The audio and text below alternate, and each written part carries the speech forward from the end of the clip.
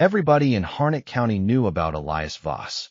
They knew about him the way you know about a peculiar landmark, the way you know about the leaning silo out on Route 9, or the elm tree that grew sideways out of the drainage ditch behind the Lutheran church. You didn't think much about it on a daily basis, but it was always there, and its existence required no further explanation than its own stubborn presence in the world. Elias Voss was 71 years old in the autumn of 1973. He stood 6 feet tall in the mornings and about 5'11" by evening, the way old farm work will compress a man's spine over the decades like a slow hydraulic press. He had hands that looked like they'd been carved out of weathered oak, wide across the knuckles, seamed with grease that no amount of lye soap had ever fully lifted, permanently stained with the biographical record of 60 years of mechanical labor. He wore the same canvas work jacket from September through April, a faded brown Carhartt that had been restitched so many times along the left shoulder that the patch there was now 3 layers thick. His boots were whites, resoled twice, the leather cracked at the toe boxes like the bed of a drought-dried creek. He didn't talk much. That was the first thing people said about him. The second thing they said was that he was crazy. Not dangerous crazy. Not the kind of crazy that made the county sheriff nervous. It was the gentler, more condescending kind of crazy, the kind that got assigned to a man who didn't seem to understand that time moved forward, that progress was a one-way door, that there was no sensible reason to keep broken things when new ones were available at the hardware store in Millhaven. Elias Voss seemed constitutionally incapable of throwing anything away. His farmstead on County Road 7, 160 acres of flat bottomland along Bitter Creek, had accumulated over the decades into something that the newer residents of Harnett County, the ones who'd moved out from Raleigh or Charlotte for the country air, described as an eyesore. There were engine blocks arranged along the south fence line like rusting tombstones. There was a hay wagon with 3 good wheels and one that had been replaced with a section of fence rail and a wheel off a horse-drawn cultivator, the whole contraption propped and balanced in a way that defied casual engineering logic but apparently worked, because Elias still used it every September. There were coils of fence wire, stacks of lumber in varying degrees of usefulness, glass insulators from telephone poles, iron pulleys, lengths of chain, a hand pump from a well that had been dry since 1958, 2 grain augers in various states of disassembly, and no fewer than 6 tractors in the large equipment barn at the back of the property, only 2 of which anyone had seen move under their own power in living memory. The neighbors had a word for it. They called it the Voss Museum. It wasn't a kind name, but Elias didn't seem to notice or care. He'd grown up on that land, had farmed it alongside his father Dietrich from the age of 8, had taken it over completely when Dietrich died of a coronary in 1952, and had farmed it alone. His wife Margaret had passed in 1966, and they'd had no children ever since. He grew corn and tobacco and kept a small herd of beef cattle. He still raised a kitchen garden that was 1.5 acres if it was 1 inch, and he still put up his own preserves. He ground his own feed grain. He sharpened his own blades. In the summer, you could sometimes see him out behind the equipment barn, not doing anything that looked like work, just standing beside one of those old machines, a rag in his hand, studying it the way a doctor studies a patient. The younger farmers who drove past on County Road 7 would shake their heads. The old International 560 over in Hendricks County, the Alice Chalmers WD 45 that the Brower brothers were running, those were the tractors worth knowing about. Propane-converted engines, liquid-cooled, factory-spec fuel systems. The kind of modern agricultural equipment that let one man farm ground that used to need 3. Not whatever Elias Voss was tinkering with in that dark barn of his. The town of Millhaven itself was 6 miles east on Route 9, not a big town, never had been. Population 1,400 by the 1970 census, which meant it was down from 1,650 in 1960, which meant the young people were leaving for the cities the way young people everywhere were leaving for the cities. There was a grain elevator, a hardware store, a diner called Patsy's that opened at 5:30 in the morning and closed at 2 in the afternoon, a barbershop, a farm supply co-op, a Ford dealership, a Baptist church and a Lutheran church, and a small Catholic congregation that shared facilities with the Lutherans on alternating Sundays. There was a town hall, a volunteer fire department, a county road maintenance yard where they kept the snowplow rigs, and, as of 1971, a new municipal services building that Mayor Gerald Fitch had pushed through the town council over considerable budgetary objection. Mayor Fitch was 44 years old and proud of being modern. He'd come up through the county agricultural extension office, had served on the town council for 6 years before getting himself elected mayor in 1970, and he believed firmly, with the unshakable faith of a man who has never had serious reason to doubt his own judgment, that progress meant mechanization, and mechanization meant efficiency, and efficiency meant never having to do things the hard way again. He'd replaced the town's aging 1958 International snowplow truck with a brand new 1972 Oshkosh P-Series municipal plow.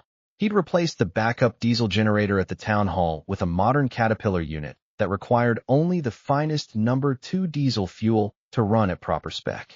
He'd replaced the old coal furnace at the Millhaven Senior Living Center with an oil-fired boiler system in 1971, fueled by a 500-gallon above-ground tank outside the building. All of these things were an improvement, Gerald Fitch said, and he was right. Until the October they weren't. The news came the way bad news often comes, not all at once, but in pieces, each one worse than the last, arriving over several days the way a cold front arrives, with the first hints easy to dismiss, and the full weight of it only apparent when you're already standing in the middle of it. Walter Cronkite reported it on the CBS Evening News on October 17, 1973. Elias watched it on the small black-and-white Zenith television he kept in the kitchen, the antenna wrapped in aluminum foil to pull in the Raleigh broadcast through the hills. He watched it the way he watched most news, sitting very still in the wooden chair that had been his father's chair, his coffee going cold on the table beside him, his face giving nothing away. The Arab members of OPEC, Cronkite explained in that steady, authoritative voice that had delivered so much of America's history into its living rooms, had declared an oil embargo. They would no longer sell petroleum to the United States. The reasons were political, the Yom Kippur War, American support for Israel, but the consequences were purely economic and entirely physical. The oil would stop flowing. The gas stations would run dry. The price of heating oil would climb. The price of everything that moved by truck, which was, by 1973, the price of nearly everything, would climb with it. Elias watched the broadcast. He nodded once, to no one in particular. Then he got up, put his coffee cup in the sink, and went out to the equipment barn with a flashlight. He was out there for 3 hours. In town, the reaction was less composed. By the end of October, the lines at Millhaven's 2 filling stations, the Texaco on Main and the Shell out near the highway entrance, stretched around the block and sometimes doubled back on themselves. The station owners had begun limiting purchases to 10 gallons per customer. People began arriving before dawn to secure their place in line. There were arguments. Twice, the county sheriff had to be called. A man from over in Pinehurst drove his pickup through a fence at the Texaco after being told the pumps were dry, and that story got repeated in Patsy's Diner for 2 weeks. The county road department began worrying about the snowplow fuel reserves. The Oshkosh P-Series ran on number 2 diesel, and the winter diesel allocation from the state had been cut by 30%. Superintendent of Roads Dave Plunkett did some arithmetic on the back of a paper bag and calculated that if they got a serious winter, the kind Harnett County got every 3 or 4 years, when the storms came in off the Blue Ridge and stacked snow knee-deep in the road cuts, they might not have enough fuel to keep Route 9 open more than a week at a stretch. He brought this information to Mayor Fitch. Mayor Fitch made several phone calls to Raleigh. The answers he got were not reassuring. The state was managing a fuel allocation system, yes. Priority would be given to municipalities, yes. But the supply chain was disrupted from the port all the way back, and there were no guarantees.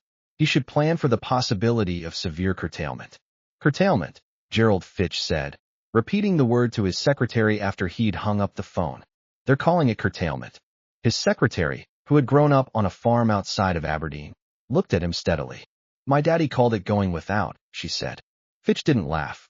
He picked up the phone again and called the Millhaven Senior Living Center to ask about the oil level in their heating tank. Out on County Road 7, Elias Voss spent his October evenings the way he spent most evenings, reading, listening to the radio, and, increasingly, making entries in the small spiral notebook he kept on the workbench in the equipment barn. The notebook contained lists, parts inventories, fluid compatibility notes, compression specifications for engines that had not been manufactured in 30 years. He wrote in the careful, slightly Germanic script he'd learned from his father, who had learned it from his father before him, and who had brought it over from Württemberg in 1901. He also, beginning in early November, started making phone calls of his own. His first call was to Ray Tolliver, who ran the Texaco station. His second call was to Dale Humphreys, who owned the automotive repair shop on Elm Street. His third call was to Patsy Burnham, who had run Patsy's Diner for 22 years. "What do you do with your used cooking oil?" he asked each of them, in turn. They all gave him variations of the same answer. They threw it away, paid to have it hauled off, or, in Patsy's case, poured it in a drum behind the diner where it slowly congealed and smelled terrible in warm weather. "I'll take it off your hands," Elias told each of them. "All of it.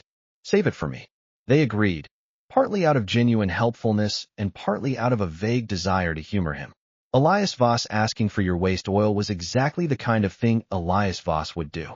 It proved nothing except what they already believed about him, that he was, as Dale Humphreys told his wife over dinner that evening, a little touched.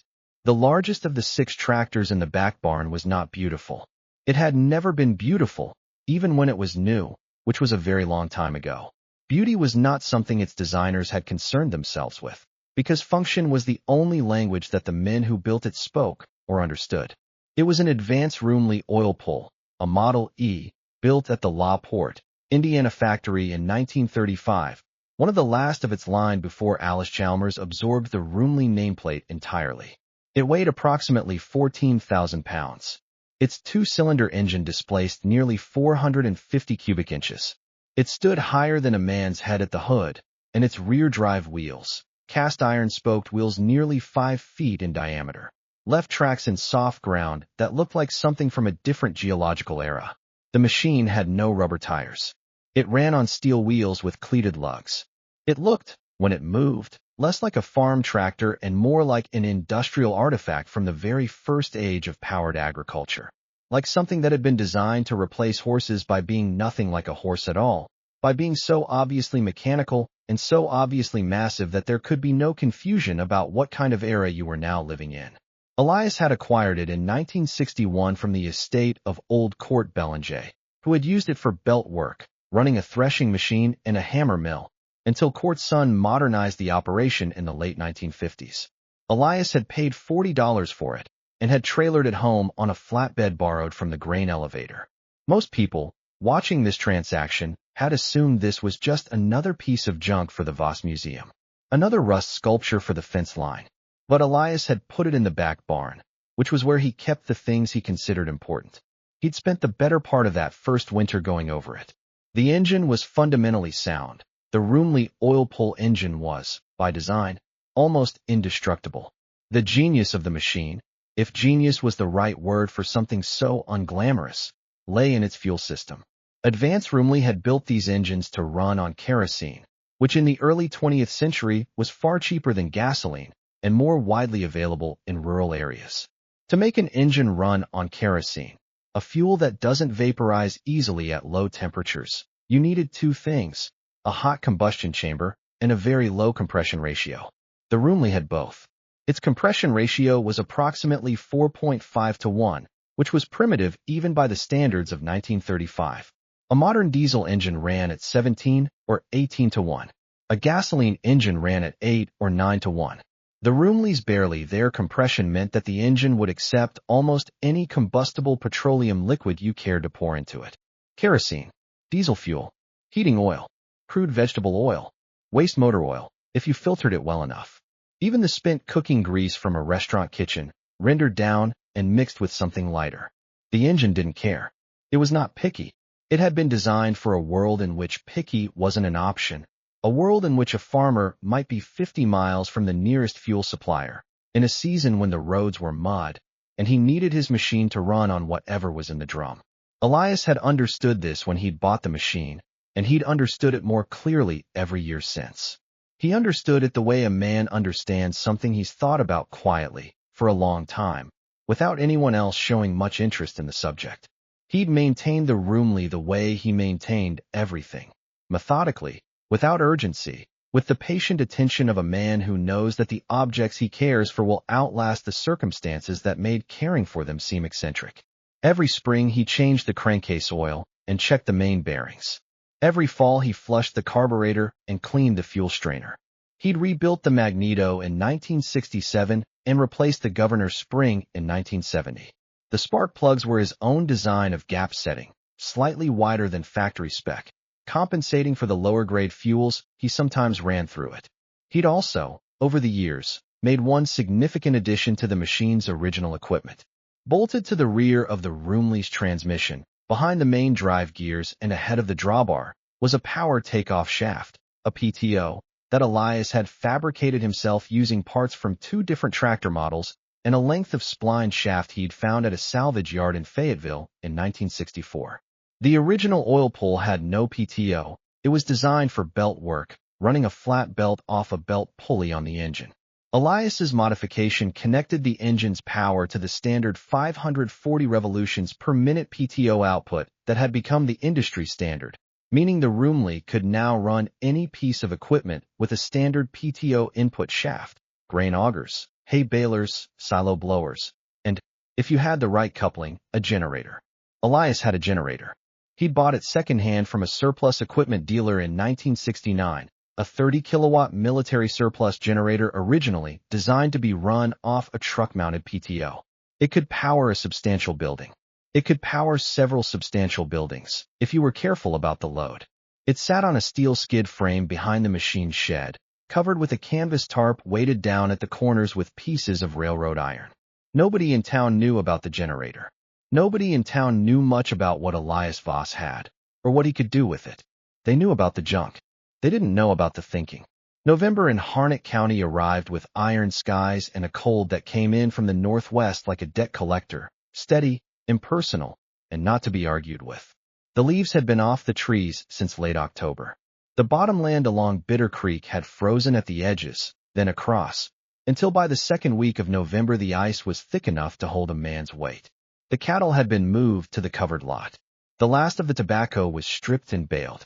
In town, the fuel situation had become dire in the precise, bureaucratic way that government-managed crises tend to become dire, not suddenly, but through a grinding accumulation of small failures, each one officially manageable, the sum of them anything but. The state fuel allocation had arrived in mid-October, a shipment of diesel for the county road department that amounted to 60% of their normal winter supply. A second shipment was promised for December. It had not arrived. Mayor Fitch's calls to Raleigh produced increasingly vague reassurances and increasingly specific suggestions that the municipality look into demand reduction strategies. Demand reduction. Dave Plunkett told the mayor, standing in the road department yard, both of them looking at the Oshkosh plow truck's fuel gauge. That means don't plow. The senior center's heating oil tank was down to 40%. The supplier out of Fayetteville had told them deliveries were backed up 2 weeks, possibly 3. The boiler could run the building through December if they kept the thermostat at 62 and didn't spike the demand. Below 40 degrees outside, 62 inside felt like mercy, not comfort. The town hall generator was similarly constrained. The CAT unit required clean number 2 diesel, the kind that didn't gel in cold temperatures, and the supply was rationed. They'd been running the generator only for essential services since the 1st of November. At Patsy's Diner, the conversation had the particular quality of conversations that happen when people are worried but not yet frightened. The jokes still coming, but with edges on them. The farmers came in, as they always did, at 5:30 and 6 in the morning, and they drank their coffee and talked about the embargo and the fuel prices and what it was going to mean for spring planting if diesel stayed at 40 cents a gallon or went higher. Howard Brower, who ran the Brower Brothers operation over on the east side of the county, 240 acres of row crops, 2 brand-new 7020 John Deeres, and a self-propelled combine that cost more than most people's houses, was loudest in his complaints. He'd spent the fall converting his grain dryer to a propane system, which had seemed smart until propane also got tight. Now he was caught between 2 expensive fuel problems. It's the government's fault, Howard said, which was what Howard usually said about most things. Government didn't drill those wells, said Tommy Hicks, who farmed a smaller place up on the ridge. And they didn't build engines that need 50 gallons of diesel a day to run. Howard didn't like that observation and said so. In the corner booth, drinking his coffee quietly and reading the farm section of the Raleigh newspaper, Elias Voss said nothing. He rarely came into town, maybe twice a month, for things he couldn't produce himself or make from parts he already had. But on this particular November morning, he'd driven the pickup in to collect the drums of waste oil and grease that Ray Tolliver and Dale Humphreys and Patsy Burnham had been saving for him. He left money on the counter for his coffee, folded the newspaper carefully along its original creases, and walked out without a word. "What in the Sam Hill does he want with all that old cooking grease?" Patsy said, watching him through the window as he loaded the drum into his truck bed with a hand truck. Nobody had a satisfying answer. Back on County Road 7, Elias unloaded the drum into the concrete-floored back room of the equipment barn, beside the 3 others he'd already collected over the previous 2 weeks. He had 4 55-gallon drums now, 3 of waste motor oil and 1 of restaurant grease and fryer oil. He pulled on his leatherwork gloves and began the process he'd worked out, heating the fryer oil gently with the propane torch to bring it to liquid, running it through a doubled cheesecloth filter into a clean drum, then mixing it 2 parts oil to 1 part kerosene. The kerosene light enough to lower the viscosity of the heavy cooking fat to something the Rumely's fuel pump could handle. It was not complicated chemistry. It was the kind of chemistry that men had been doing with these engines since the 1910s, in the days before petroleum fuels were standardized and widely available, when you burned what you had. He worked through the afternoon. By evening, he had approximately 60 gallons of filtered, blended fuel in clean drums, and he had done preliminary calculations in his notebook.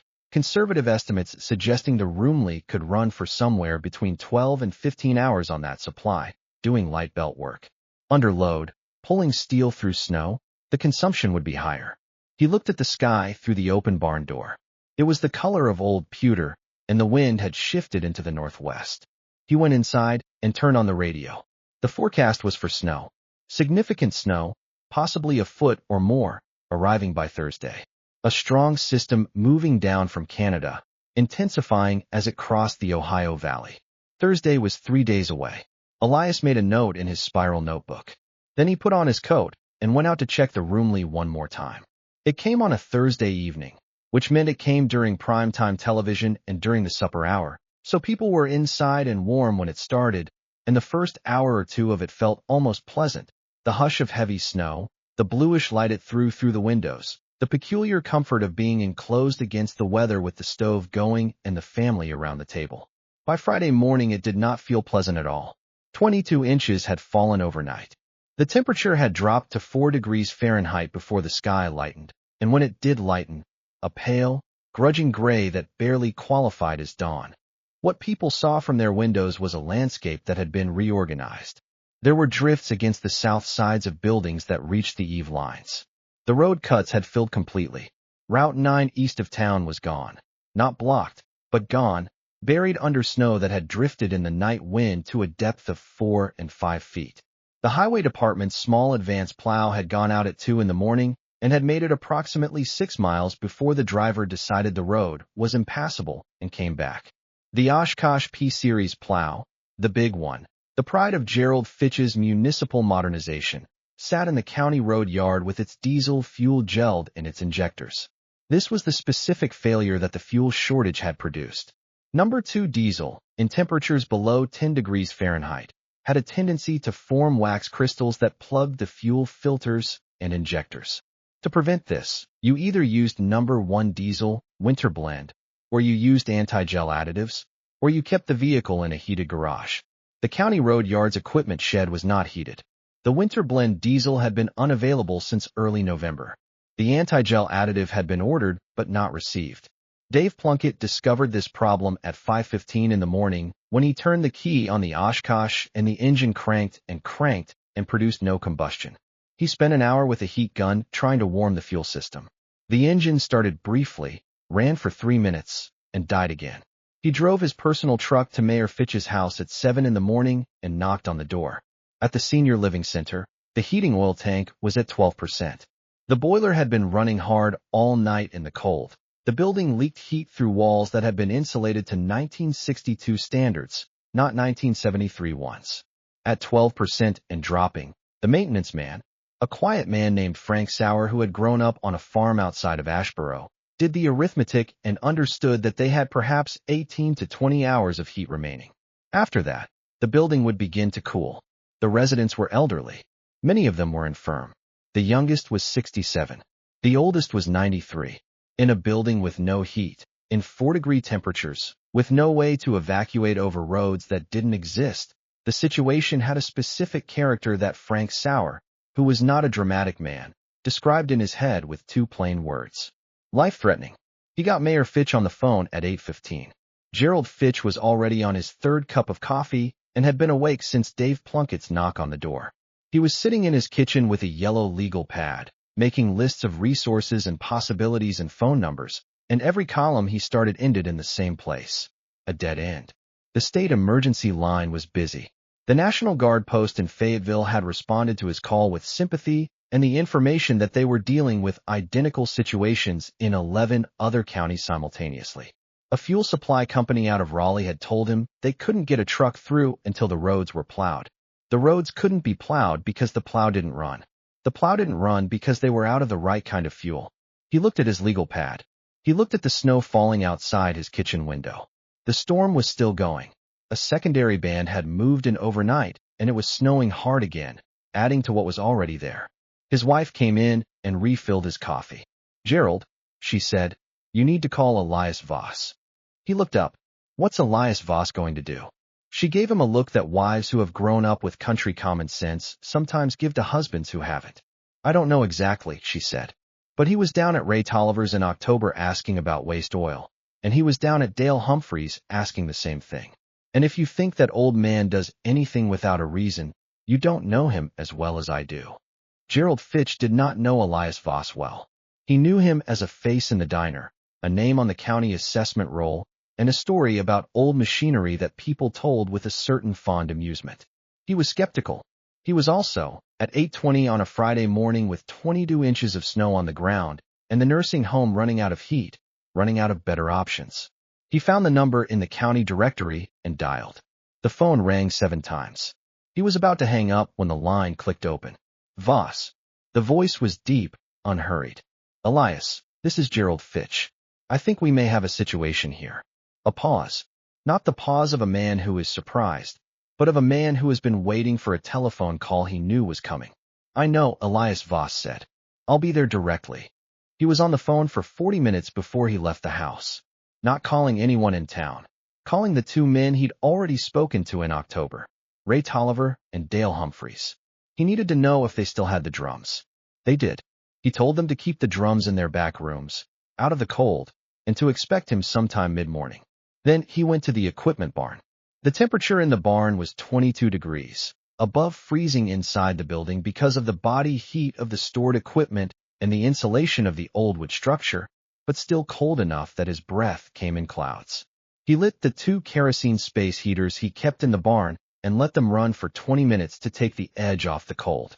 The Rumely sat at the back of the barn like a patient animal, massive, dark with the accumulated oil and dust of decades, smelling of iron and old petroleum. It had not been started since August, when Elias had run it for a few hours doing belt work on the hammer mill. He kept it in good order. He kept everything in good order. He opened the petcock on the fuel tank and let a small amount of the blended fuel he'd prepared run into a jar to check the color and consistency. It looked clean, amber-brown, fluid enough at barn temperature. He closed the petcock and topped the tank from the drum with a hand pump, watching the fuel level on the sight glass. He checked the engine oil. Correct level, oil appropriately fluid. He'd used a heavier weight oil than factory spec, one that wouldn't thin out under the high heat that these engines ran, but not so heavy that it would resist circulation in the cold. He packed the front wheel bearings with grease, not because they needed it, but because it was what you did. You did everything before you started, because after you started, if something failed, there would be no second chance to have done it right the first time. He primed the carburetor. The Rumely used a simple updraft carburetor, little more than a metered jet with a float bowl and a choke, and it was forgiving of cold starts in ways that more sophisticated systems were not. He opened the choke fully and gave the primer cup 3 shots of raw fuel directly into the intake manifold. Then he did something that revealed, to anyone who might have been watching, The difference between a man who knows his machine and a man who merely operates one. He went to the barn wall and took down a coal oil lantern, the old type, with a glass chimney and a wick, lit it, and held it close to the carburetor throat and intake manifold. Not close enough to cause any danger, but close enough to warm the metal, to tell the cold air surrounding the intake that combustion was intended here, that the fuel would find a warm chamber and not just condense on cold iron walls and fail to ignite. He held the lantern there for 3 minutes, moving it slowly, evenly. Then he put the lantern down. He climbed up onto the drawbar, stepped across to the platform behind the engine, and reached for the large cast iron starting crank.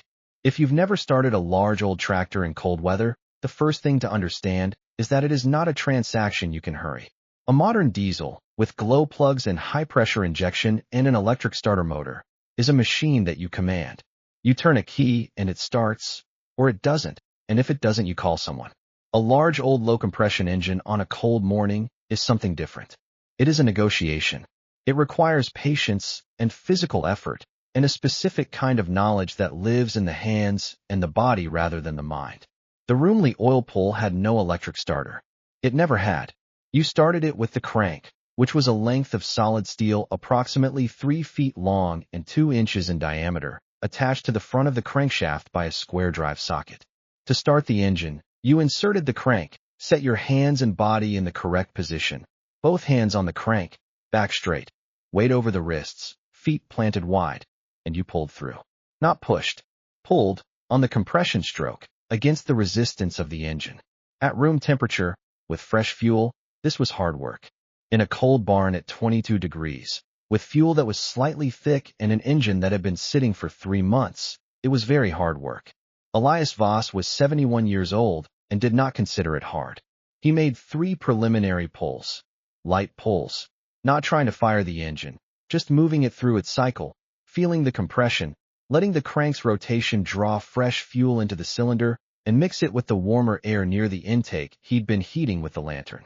On the 3rd pull, he felt the compression stroke change character slightly, a subtle difference in resistance that told him there was fuel in the chamber and the mixture was about right. He repositioned his feet. He took a slow breath. He pulled through. The engine caught on the 2nd fire. It did not start smoothly. Old engines of this type never did, in cold weather. It ran on 3 cylinders, missed, ran on 2, missed again, then caught a rhythm. A slow, thudding, stump-pulling rhythm that was the signature sound of the oil pull, the sound that had earned it the old-timer nickname, the threshing machine heartbeat. Each power stroke was audible as a distinct event, not the high-frequency blur of a modern engine, but a cadence you could count. 1, 2, 1, 2. The exhaust pipe, a vertical stack that exited through the roof of the barn, began emitting a column of dark gray smoke that gradually lightened as the engine warmed. The smoke smelled different from diesel smoke, slightly sweeter, with an undertone of something almost like food, because the blended fuel included the rendered restaurant grease. The barn filled briefly with that smell, and then the draft from the open back door carried it away. Elias stood on the drawbar platform and watched the temperature gauge. The oil pull used oil cooling, a mixture of petroleum oil in the engine's cooling system rather than water, which meant it ran significantly hotter than a water-cooled engine, and it took longer to reach operating temperature. But it also meant that the operating temperature was higher and more stable, and that once the engine was warm it would burn almost anything with consistent efficiency. The temperature gauge climbed slowly. 40 degrees. 60. The exhaust smoke lightened from dark gray to pale gray to almost white. The idle smoothed. The Rumely found its rhythm, that characteristic slow throb, almost like a heartbeat, that men who grew up around these machines remembered the way they remembered their own fathers' voices. Elias throttled it up slowly. The heartbeat quickened. The drive wheels, iron, lugged, 5 feet across, rocked slightly against the chocks he'd placed under them. He felt the vibration come up through the platform into his boots and his knees and his chest, the particular vibration of 14,000 pounds of engine and iron finding its operational groove. He let it warm for 20 minutes. He checked the fuel sight glass. He checked the oil pressure gauge on the dash. He walked around it once, checking all the things a man checks when he is about to ask a machine to do serious work. Then he pulled the chocks, engaged the clutch, and drove it out of the barn. The light outside was the flat, diffuse light of a heavy snow day. No shadows. Everything the same gray-white, the sky indistinguishable from the fields. The snow was 22 inches deep on the level and considerably deeper in the drifts. The Rumely's iron lugs bit through it without comment. The machine moved forward at walking pace, and behind it the lugs left a track that looked prehistoric. Deep, canted impressions in the compressed snow, like the footprints of something that should not still exist. Elias had fabricated a blade attachment over the years, not a proper plow, but a V-shaped steel blade on a drawbar-mounted frame that he used for clearing the lane from the barn to the road when the snow got heavy. He'd bolted it on before bringing the tractor out of the barn. The blade was 6 feet wide at its widest, heavy-gauge steel, the leading edge built up with hard-face welding rod to keep it from wearing. He let the Rumely idle in the yard for a moment. He could see the farmhouse, its windows lit in the gray morning light, a column of wood smoke from the chimney. He could see the road, or where the road had been. The drifts across the lane were chest-high in places. He engaged the clutch and moved forward. The blade hit the first drift, and the Rumely didn't slow down. This was the thing about the machine that people who had never worked with one did not understand. Modern tractors, the big row crop machines Howard Brower and his brother ran, the turbocharged four-wheel drives with their modern transmissions and rubber tires, had enormous power, but they delivered it through systems that had been engineered for efficiency and fuel economy. They had redline limits. They had thermal cutoffs. They had computer-controlled fuel injection that backed off power delivery when the load exceeded certain parameters. The Rumely had none of these things. It had a cast-iron crankshaft, plain bearings, a flywheel that weighed 600 pounds, and a compression ratio that made a gasoline station attendant's specifications feel like suggestions rather than requirements. When you put a load on it, it slowed, slightly, and then the governor opened the throttle and the engine put out more fuel and more power, and it moved. It did not have a red line. It had an appetite. The first drift exploded away from the blade in a curved wave of white. The Rumely continued. By the time Elias had cleared his lane to the road, he had already attracted witnesses. His nearest neighbor, Carl Hutchins, who was 63 and had farmed the adjacent property for 30 years, was standing at his fence line in his canvas work coat and his Korean War surplus pile hat, watching the Rumely with the expression of a man watching something that has been lost and found at the same time. "Lord Almighty," Carl said, not loudly, but distinctly. "That old oil pull." Elias stopped the tractor at the road and killed the throttle to idle. He leaned down from the platform. "Carl," he said, "I'm going to town. Tell your wife the phone line's going to be busy." Then he engaged the clutch and turned onto County Road 7. The road had not been plowed. There was no road. Exactly. Just a corridor of unbroken white between the fence lines, level in the middle and stacked into drifts of 4 and 5 feet against the fences where the wind had done its work. 6 miles of this between the Voss farm and Millhaven. The Rumely moved through it at approximately 3 miles an hour. An unhurried pace. A pace that had nothing to do with urgency and everything to do with the physics of a 14,000-pound iron machine pushing 5 feet of packed snow through a road cut. Elias sat on the iron seat. There was no cab, no heat, no roof, nothing between him and the February cold air except his Carhartt jacket and his cap pulled down and his scarf pulled up, and he drove. His face was expressionless. His hands were on the steering levers with the particular relaxed firmness of a man who has done the same thing for 50 years and has made his peace with the physical discomfort that accompanies it. The exhaust stack above his head put out its column of pale smoke. The iron wheels put down their deep, deliberate tracks. 2 miles out of town, he passed the county road maintenance truck, the light plow truck that Dave Plunkett had sent out the previous night and that had turned back before dawn.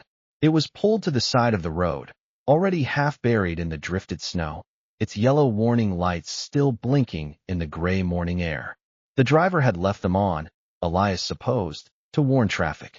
There was no traffic. There was only Elias and the Rumely. He drove past the warning lights without stopping. Gerald Fitch heard it before he saw it. He was standing outside the town hall with Dave Plunkett and Bill Sobers from the fire department, and they were in the middle of a conversation about whether they could safely evacuate the senior center residents to the Baptist church, which had a wood-burning furnace that could be got going if they could get fuel, when the sound came from the west end of Main Street. It was not a sound you could mistake for anything else if you'd grown up around farm machinery. It was the Rumely's idol, that slow, enormous, two-cylinder thud, amplified by the snow silence that had settled over the town. It came through the cold air like something broadcast from another decade. Gerald turned and looked west down Main Street. The Rumely came around the corner off County Road 7 onto Main with the slow, ship-like momentum of something large that is being steered rather than driven. The blade was still down. The tractor had been pushing snow all the way in from the county road, and a ridge of white was curled up on either side of it like a wave. The iron wheels left their tracks in the cleared pavement behind it. The exhaust stack threw its white smoke against the gray sky. Elias Voss sat on the iron seat with the same expression he wore when he was reading his newspaper. Dave Plunkett said something under his breath that was not suitable for mixed company. Bill Sobers laughed, not a polite laugh, but the surprised, genuine laugh of a man who has just seen something he didn't think existed anymore. Gerald Fitch walked out to meet the tractor as it pulled up and idled in the middle of Main Street. Elias throttled it down to slow idle. The thudding slowed, became more deliberate, a sound like a very slow clock, and looked down at the mayor. Senior Center, Elias said. They're down to about 10 hours of heating oil, Gerald said. Maybe 12. Elias nodded. Generator at Town Hall. What's it need? Clean number 2 diesel. We've got about 30 gallons. Not enough to run it long. Elias thought for a moment. My generator runs off PTO. I got 60 gallons of blended fuel on the farm, plus what's in the tank right now. I can run the generator 12, 15 hours easy. He paused. But first we clear the roads to the supply routes. What's the priority? Gerald Fitch, who was accustomed to being the person who stated priorities, found himself listening carefully to a 71-year-old man sitting on an iron seat in the middle of a snowstorm. Route 9 East, he said. The fuel truck can't get in from Fayetteville until the road's open. And the Senior Center access road. Elias looked at him steadily. I can clear the Senior Center access and the first 4 miles of Route 9 East by early afternoon. After that, my blade won't be good for more than light work. The steel's tired. You'll need to have that county plow running by then, or get one from somewhere else. The county plow's gelled. Run it in Ray Tolliver's heated bay. Get the fuel system warm. Use number 1 diesel to start it. Check with the farm supply. They may have some for equipment that winter farms. If not, cut your number 2 with 10% kerosene. Old trick. Lowers the gel point enough to run. He paused again. You probably know that. Gerald Fitch did not know that, but he didn't say so. I'll get the generator up to the Senior Center this afternoon, Elias continued. You need to have someone there who can wire it to the building's emergency panel. You got an electrician in town who knows what he's doing. Walt Greaves. Call Walt Greaves. Tell him to meet me there at 2 o'clock. He looked at Gerald Fitch for a moment longer, the way a man looks when he is checking whether the person across from him has understood what has been said. All right, Gerald Fitch said. Elias Voss engaged the clutch. The Rumely moved. It took most of the day. The Senior Center access road was 3/4 of a mile of county road that turned off Main and wound back between a stand of old oaks to the low brick building. The drifts there were the worst Elias had encountered. The oak trees channeled the wind, and the snow had piled in extraordinary, architectural formations against the south sides of the trees and across the road in ridges that were chest-high. The Rumely's blade cut through them in passes, backing and advancing in the road's limited width, the iron wheels churning and gripping and slipping slightly and gripping again. Frank Sauer, the maintenance man at the Senior Center, heard the sound and came out to watch. He was 61 years old, and he had grown up in Randolph County in a farmhouse with no indoor plumbing, and his father had farmed with horses until 1948. He knew what an oil pull sounded like. He had not heard that sound in perhaps 25 years, and when he heard it again, that slow, deliberate thud coming through the cold air, growing louder as the machine made its way toward him through the drifts. He stood at the edge of the parking lot with his arms at his sides, and felt something move through him that he could not have named precisely, but which had to do with fathers, and with the particular competence of men who worked with their hands, and with the way certain kinds of problems are solved not by calling someone official, but by knowing your machine. He walked out to meet the tractor when it cleared the last drift and came into the parking lot. Good machine, he said, looking up at Elias on the platform. Elias cut the throttle to idle. Your daddy have one of these? Frank Sauer smiled. My daddy had a 30-20. From 1927. ran it on pump gas, and whatever else came to hand. He paused. Same idea, different numbers. Same idea, Elias agreed. After the senior center access, he went back to the farm for the generator. He loaded it with the come-along and a length of logging chain onto the Rumely's drawbar skid, a procedure that took 45 minutes and required precise, slow work with the chain and the come-along to keep the weight balanced and the skid from sliding. Then he drove back to the senior center, the Rumely's blade still down, clearing the road behind it for anyone who needed to follow, the generator skid dragging behind on the chain. Walt Greaves was there at 2 o'clock as arranged. He was a small man with quick hands and an electrician's habit of checking everything twice, and he had brought what he needed from the supply store, which Elias had asked someone to call ahead and open for him. It took them 2 hours to connect the generator to the building's emergency panel. The wiring was not straightforward, and the panel had some peculiarities from the 1971 upgrade that required Walt to trace 3 circuits before he was confident of what would happen when they engaged the main transfer switch. At 4:15, Elias engaged the Rumely's PTO. The generator spun up. The building's emergency panel clicked. The lights in the hallway came on. In the day room, where 18 residents of the Millhaven Senior Living Center had been sitting in their coats and their blankets since mid-morning, the overhead fluorescent lights flickered and steadied. The electric baseboard heaters in the corridor began to warm. The nurse's station regained power. The emergency call system came back online. An old woman named Vera Hutchinson. She was 81, and she had grown up on a farm south of town, and she knew the smell of an oil engine's exhaust, lifted her head from her blanket, and said, quietly but clearly, "That's a tractor." Her neighbor, who was from the town proper and had not grown up on a farm, said, "What?" "Outside," Vera said. "That's a tractor out there. Someone came through with a tractor." She was smiling. It was the particular smile of someone who knows that this specific problem, this specific kind of problem, has a solution that has existed for a very long time, and that the solution's name is not government or technology or modern efficiency, but something older and more personal, something that lives in the hands and the back and the willingness to go out in the cold when it needs doing. After the generator was running and stable, Elias drove back to Main Street. There was a small crowd there now, not large by city standards, but large for Millhaven in a snowstorm. Perhaps 20 people standing on the plowed section of Main, their breath clouding in the cold air, watching. Some of them were faces he knew from 30 years of doing business in the same town. Some were younger faces he barely recognized. Howard Brower was there, which surprised him. Howard lived out on the east side, and the roads to his place were still unplowed, which meant he'd walked in 2 miles through the drifts to be present for this. Howard Brower had 2 modern John Deere tractors in his equipment shed. Both of them, as he told people later, had failed to start that morning. The diesel gelled in their injectors, the electronic fuel systems unable to compensate. He'd tried them both, separately, for 40 minutes each, before giving up. He'd put on his old canvas coat, the one he used to wear before he'd bought the newer style, and walked in.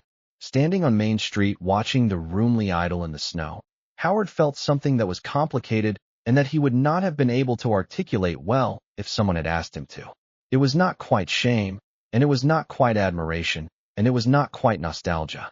It was something that combined all of those things with the specific bewilderment of a man who has always believed he made better choices than his neighbor and has just been provided with evidence that requires him to reconsider. Elias looked at the crowd without much expression. He leaned down toward Gerald Fitch. "Route 9 East," he said. "I can clear the first 4 miles before dark. After that, your plow needs to be running." "Dave's got the county truck in Ray Tolliver's heated bay," Gerald said. "He thinks he can have it running in 2 hours." "Good." Elias straightened. He looked over the crowd, found a face. "Tommy," he said. Tommy Hicks, who had been standing at the edge of the group with his hands in his coat pockets, looked up. "You want to come?" Tommy was 44 and had grown up on a farm and understood, without being told, what Elias was asking and why. He walked through the crowd and stepped up on the Rumely's drawbar without a word. They went east on Route 9.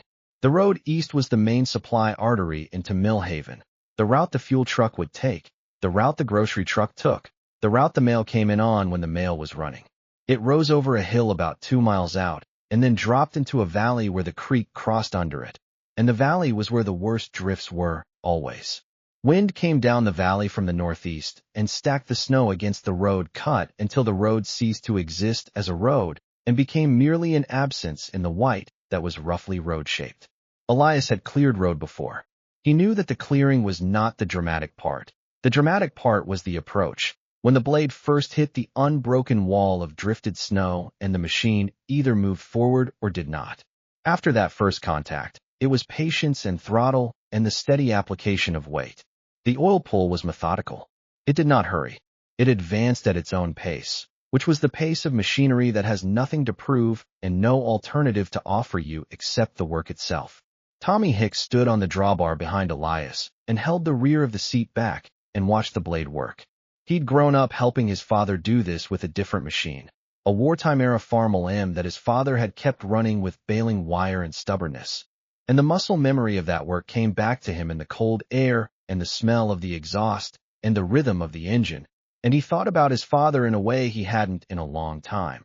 The specific way you think about someone who is gone when you are suddenly, unexpectedly doing the thing that they did. They cleared 4 miles of Route 9 east before 4:30, when the light began to fail. Dave Plunkett had the county plow running by 3. He'd used Elias's suggestion about kerosene cut into the number 2 diesel, had gotten 2 5-gallon cans of aircraft-grade number 1 kerosene from the airport supply at the regional airfield over in Pinehurst, had run the fuel system heaters for 2 hours, and the Oshkosh had started on the first try and run cleanly. He met Elias and Tommy at the 4-mile mark on Route 9 with the big orange plow, its amber warning lights going in the failing afternoon light. The county plow could do in an hour what had taken the Rumely 4 hours. Elias understood this and had never been under any illusion about it. The county plow was the right tool for this work, in the right conditions, with the right fuel. All of those conditions had failed simultaneously. The Rumely was not the best tool. It was the tool that worked when the right tools didn't. He drove back to town in the dark. The fuel truck came through on Saturday morning. By then the roads were open. The county plow had worked through the night. An estate plow from the Raleigh district had come in behind it, and by 8 Saturday morning Route 9 was passable in both directions, though it was one lane in the valley section until the afternoon sun helped with the high drifts in the cut. The heating oil truck came first, and it went directly to the senior center.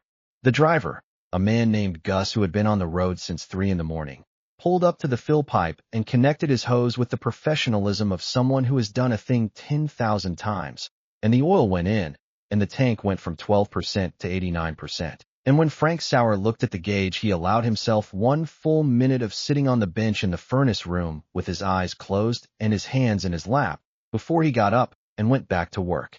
The diesel truck came 20 minutes behind the heating oil truck.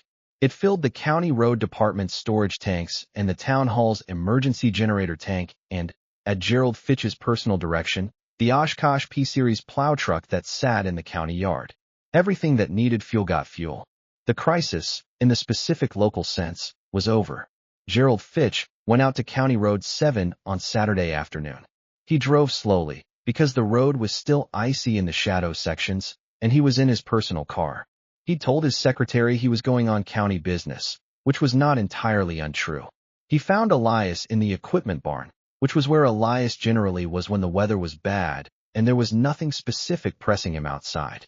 Elias was cleaning the fuel strainer from the Rumely's carburetor at the workbench, a small brass fitting that unscrewed from the bottom of the float bowl, fine mesh inside, running it under the hose, and tapping it clean, and holding it up to the light from the barn window. Gerald stood in the barn door for a moment, watching, until Elias looked up.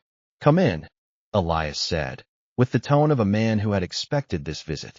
Gerald came in and stood on the concrete floor with his hands in his coat pockets and looked around at the barn, the tools racked on their painted outlines, the shelves of cleaned and labeled parts, the notebooks stacked in order on the shelf above the bench, the 6 tractors including the Rumely standing large and dark at the back.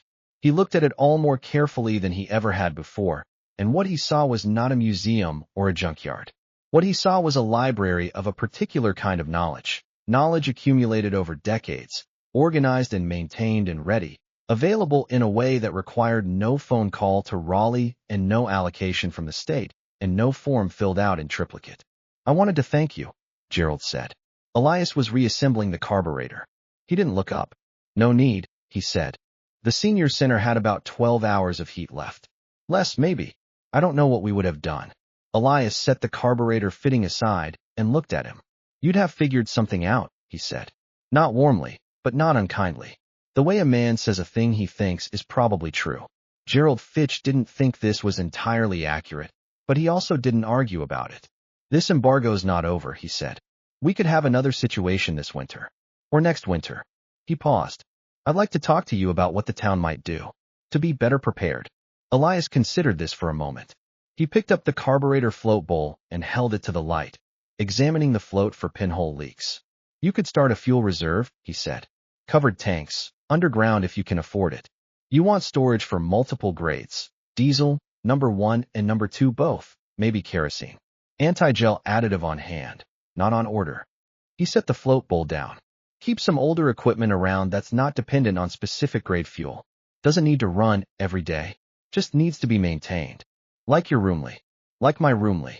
Gerald nodded slowly. Who else in the county runs old equipment like that? Elias thought for a moment. Couple of people. Carl Hutchins has got a 40s-era Farmel that runs on anything. Peterson over in Montrose kept his granddad's Hartpar for belt work. Luther Baines has got a steam traction engine, but that's a different matter entirely. He paused. The knowledge is around.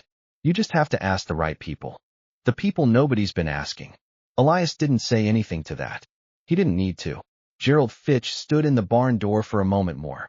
Outside, the afternoon sun was doing what it could with the snow, which was considerable.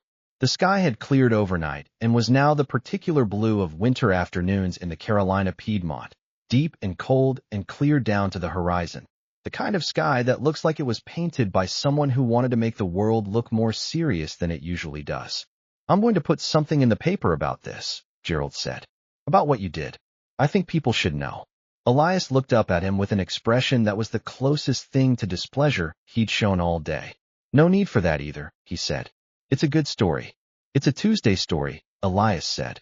Man does what needs doing. Happens every week somewhere. No reason to put it in the paper.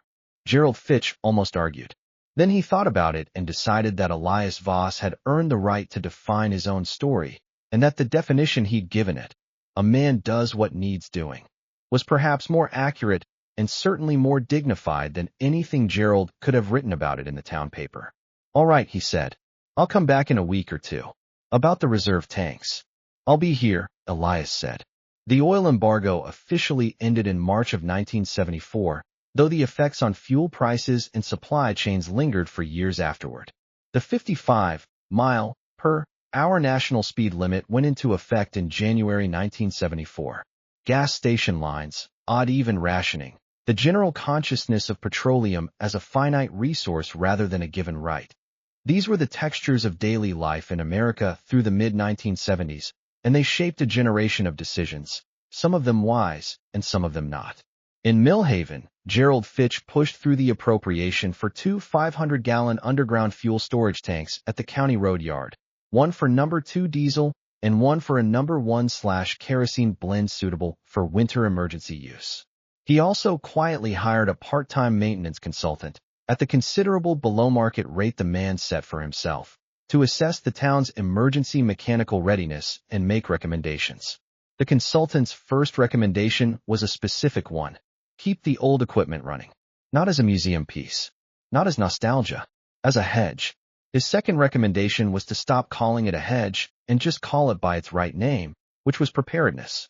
His third recommendation, which Gerald Fitch kept to himself and did not put in any town council minutes, was personal rather than civic. He had written it in the spiral notebook he brought to these meetings, and it read, "Ask the old men what they know before they're gone." In the equipment barn on County Road 7, the Rumely oil pole stood in its place at the back of the barn, cleaned and fueled and ready.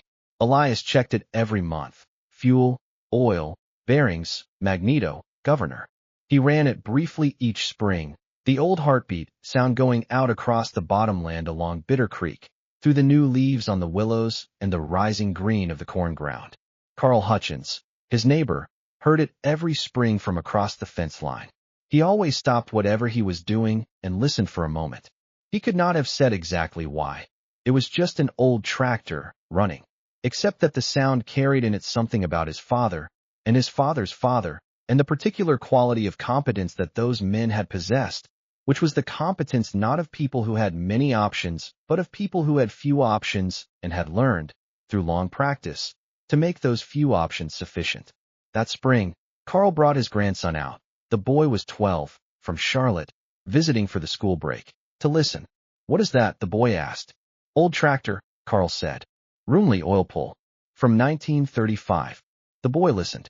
The sound came across the bare field in the spring air, that slow, deliberate, two-cylinder throb. How come it sounds like that? Carl thought about how to explain it. The low compression, the heavy flywheel, the simplicity of the carburation, the fuel system that didn't care what you put in it. He thought about all the things the machine had and all the things it didn't, and about what the difference between those two lists meant for the question of what a machine could be asked to do when circumstances changed without warning. "Because it was built to last," Carl said finally. "Built to run on what you had, not on what you were supposed to have. Built by people who knew that sometimes you don't get what you're supposed to have." The boy looked across the field. The Rumely's exhaust stack was just visible above the tree line, the white smoke going up straight in the calm morning air. "Does it still work?" the boy asked. Carl looked at his grandson, the boy's clean sneakers, his Charlotte Hornets jacket, the small electronic calculator on a cord around his neck that the teachers had apparently decided was necessary equipment for modern children. And he felt the weight of the question in a way the boy could not have intended. "It cleared 6 miles of road last winter," Carl said. "Saved the nursing home." He paused. "On cooking grease and waste oil, because that's what was available." The boy stared at him. "For real? For real?" They stood together in the morning and listened to the sound. Across the field, Elias Voss was invisible behind the tree line, doing what he always did, moving steadily, without ceremony or announcement, through the work that needed doing. The season was turning. The ground was thawing. There were fences to check after the winter, fields to prepare, machinery to assess and adjust, and make ready for what was coming.